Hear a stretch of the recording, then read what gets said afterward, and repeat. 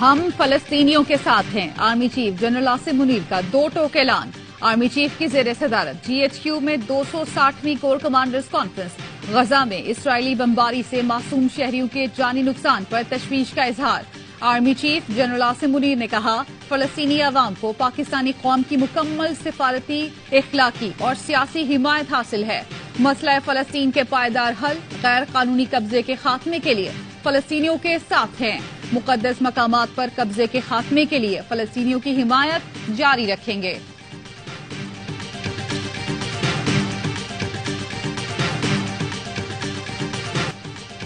غزہ میں قیامت کا منظر، اسرائیل کی وحشیانہ بمباری میں مزید 80 سے زائد فلسطینی شہید۔ رفح میں امدادی سامان کے ویئر ہاؤس پر بھی اسرائیلی فضائیہ نے حملہ کر دیا۔ غزہ کو خوراک، بجلی، پانی اور ایندھن کی فراہمی بدستور معطل۔ تباہ عمارتوں کے ملبے تلے اب بھی ہزاروں فلسطینی پھنسے ہیں۔ امدادی ٹیمیں ناکافی، شہری ہاتھوں سے ملبہ کھود کر لاشوں اور زخمیوں کو نکال رہے ہیں۔ ایندھن ختم ہونے سے اسپتال بند ہونے لگے، لاشیں رکھنے کی جگہ، زخمیوں کے علاج کے لیے دوائیاں نہیں۔ زخمی فلسطینی سسک کر موت کے منہ میں جانے لگے۔ بمباری سے شہداء کی تعداد 3000 سے زائد ہو گئی، 12,500 زخمی۔ شمالی غزہ کے 10 لاکھ فلسطینی بے گھر ہو گئے۔ جنگ کوئی بھی جیتے، مائیں ہار جاتی ہیں۔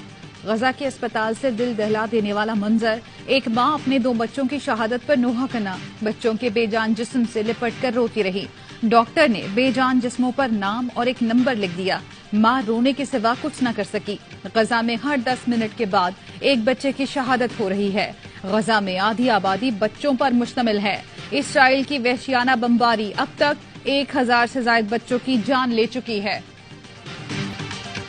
مغرب نے امن کی امیدوں پر پانی پھیر دیا۔ اسرائیل فلسطین جنگ بندی کے لیے سلامتی کونسل میں روس کی قرارداد منظور نہ کی جا سکی۔ قرارداد کی منظوری کے لیے 9 ووٹ درکار تھے، حق میں صرف 5 ووٹ ڈالے گئے۔ امریکہ، برطانیہ، فرانس اور جاپان نے مخالفت کی۔ 6 رکن ملکوں نے ووٹنگ میں حصہ نہیں لیا۔ روسی مندوب نے کہا، دنیا منتظر تھی کہ سلامتی کونسل خون ریزی کے خاتمے کے لیے اقدام کرے۔ امریکہ کی دوغلی پالیسی، ایک طرف امن کی باتیں، دوسری طرف اسرائیل بھیجنے کے لیے فوج تیار کر لی۔ پینٹاگون کا کہنا ہے 2000 امریکی فوجی اسرائیل میں تعیناتی کے لیے تیار ہیں۔ مشرق وسطی میں بدلتی صورتحال کی وجہ سے فوجیوں کو تیار کیا گیا ہے۔ امریکی صدر بائیڈن بھی آج تل ابیب پہنچ رہے ہیں۔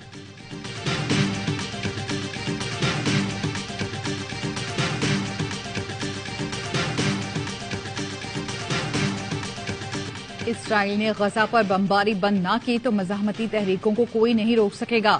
ایرانی سپریم لیڈر کا انتباہ، کہا صہیونی حکومت طوفان الاقصی آپریشن کے دوران اپنی ناکامی کی تلافی نہیں کر سکتی۔ ایران کا غزہ میں امدادی سامان پہنچانے کے لیے فوری راہداری کھولنے کا مطالبہ۔ سعودی کابینہ کا کہنا ہے فلسطینیوں کی غزہ سے جبری نقل مکانی قبول نہیں کریں گے۔ سعودی عرب کا غزہ کی پٹی میں فوری جنگ بندی کا مطالبہ۔ کینیڈا کا غزہ کے لیے $1 کروڑ امداد کا اعلان۔ انسانی ہمدردی کے طور پر غزہ کے لیے راہداری کا مطالبہ۔ کینیڈین وزیر اعظم کہتے ہیں سنگین انسانی بحران پر گہری تشویش ہے۔ مصری صدر نے کہا اسرائیل امدادی سامان کے ٹرکوں کو غزہ میں داخل نہیں ہونے دے رہا۔ ڈگرا وزیر اعظم کی بیجنگ میں روسی صدر سے ملاقات۔ روسی صدر نے کہا پاکستان کے ساتھ مختلف شعبوں میں تعاون کو وسعت دینا چاہتے ہیں۔ خطے کی معاشی ترقی کے لیے مل کر کام کرنے کی ضرورت ہے۔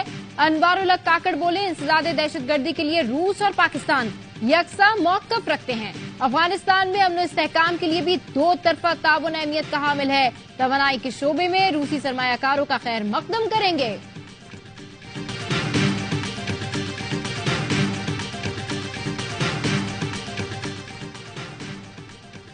پاک فوج غیر قانونی معاشی سرگرمیوں کے خلاف حکومت کو ہر ممکن تعاون فراہم کرتی رہے گی۔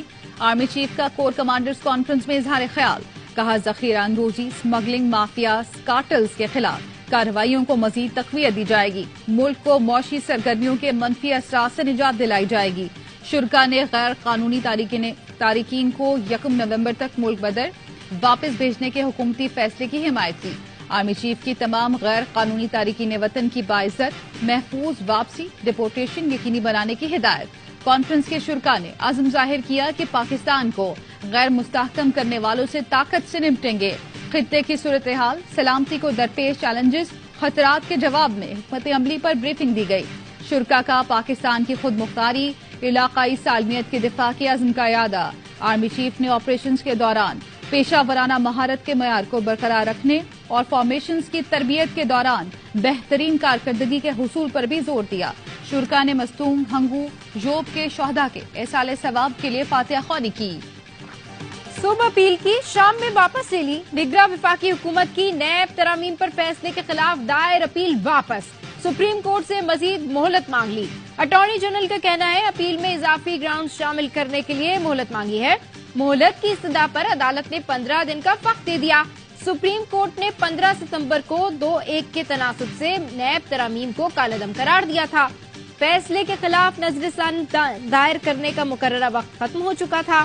پریکٹس اینڈ پروسیجر ایکٹ کے فیصلے کے بعد اپیل کے لیے اضافی وقت دیا گیا تھا۔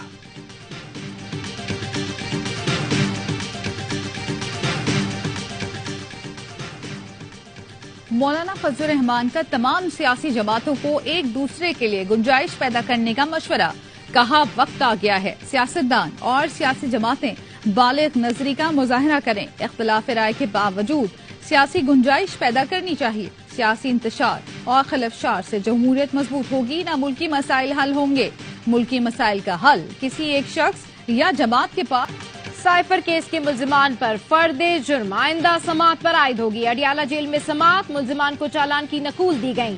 چیئرمین پی ٹی آئی اور شاہ محمود قریشی کمرہ عدالت میں موجود تھے۔ وکیل سلمان صفدر کہتے ہیں جو کاپی فراہم کی گئی اس میں سائفر سرے سے موجود ہی نہیں تو ٹرائل کس بات کا؟ عدالت نے ہمیں مطلوبہ وقت نہیں دیا، لگ رہا ہے بہت جلدی فیصلہ کیا جائے گا۔ عدالت نے ہمیں مطلوبہ وقت نہیں دیا، کیس کی سماعت پیر کو ہوگی۔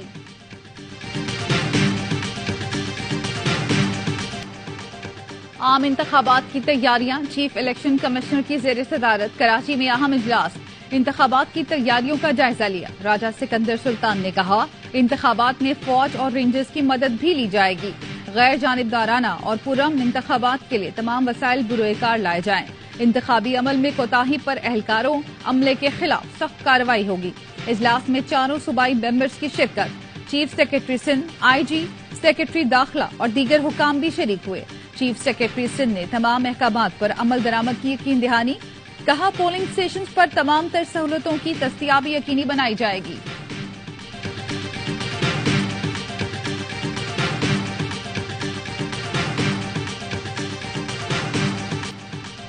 نگراں وزیر اعظم کی چین کی کمپنیز کو شمسی توانائی کے میدان میں سرمایہ کاری کی دعوت۔ چینی تھنک ٹینک اور اسکالر سے خطاب میں انوار الحق کاکڑ کا کہنا تھا چین اور پاکستان گوادر کو علاقائی روابط کا مرکز بنانے کے لیے پرعزم ہے۔ سی پیک صرف اقتصادی راہداری نہیں، ایک دوسرے پر اعتماد کی نشانی ہے۔ نگراں وزیر اعظم نے ٹویٹر پیغام میں لکھا بیلٹ اینڈ روڈ فورم میں پاکستان کی نمائندگی کرنا اعزاز ہے، صدر شی جن پنگ کی دعوت اور پرتپاک استقبال کے لیے شکر گزار ہوں۔ نگراں وزیر اعظم انوار الحق کاکڑ کی بیجنگ میں کیریا کے صدر سے ملاقات، صحافی ارشد شریف کے قتل سے متعلق تفتیش میں تعاون کی درخواست۔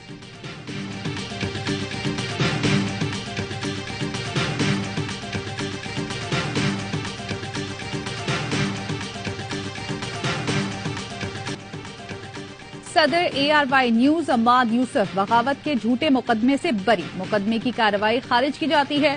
سپریم کورٹ کے 3 رکنی بینچ کا تاریخی فیصلہ، تحریری فیصلے میں کہا گیا حکومت شہریوں کے خلاف بے بنیاد اور جھوٹی کارروائیوں سے پرہیز کرے۔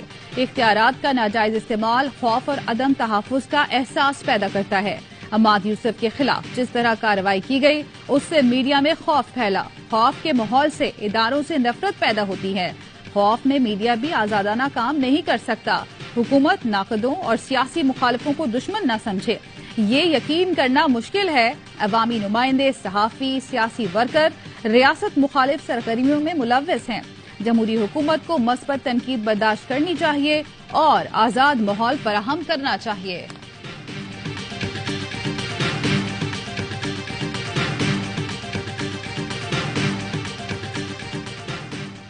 اسحاق ڈار کے خلاف آمدن سے زائد اثاثوں کا کیس، احتساب عدالت اسلام آباد نے فیصلہ محفوظ کر لیا۔ 21 اکتوبر کو سنایا جائے گا۔ جج محمد بشیر نے کیس کی سماعت کی۔ NAB prosecutor